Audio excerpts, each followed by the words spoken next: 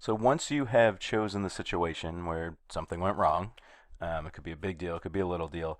Now you're going to go into step two, which is listing all the mistakes or things that went wrong, from things that individuals did to bigger picture problems like having not having enough money or time. So the situation I'm talking about is actually real life. I used to work at a educational computer game company where we were designing educational games for little kids. So at the beginning, I was making the design templates and written guides to make the game. So I was writing these documents that describe the games, broke down everything that should happen, the content that they should be covering, the instruction, all of that.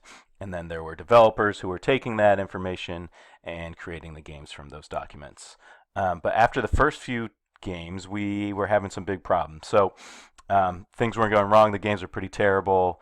They didn't look like what the plan was. All this stuff. So there's a lot of problems. So I'm going to go through a list of all the mistakes to help me get to the next step. So the big things, the games themselves were really boring. They didn't match up to the idea I had written down. So they didn't seem to be as exciting as what was written up in the documentation. The mechanics of the game, so how the games worked, right? Like how you clicked and dragged things, how you know, threw things, whatever, did not match up to the original idea or concept in my document.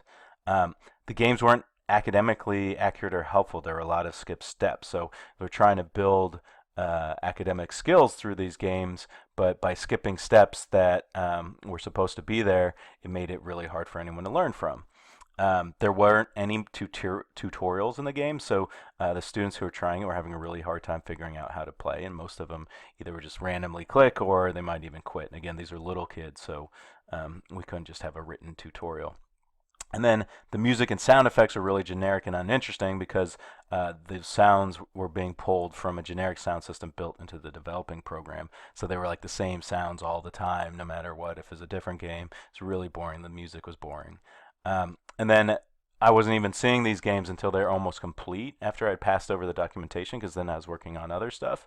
And then suddenly, we're seeing all these problems, but I didn't want to be that jerk that's like, okay, this is terrible. You've spent, 2 weeks on this, so we're going to start completely over. So those were a lot of big problems. So that's how you do this, right? Really think of like everything that went wrong, all the little things, the big things, things that were your own fault personally, things that maybe were the fault of other people. Just get it all out there. What was going wrong?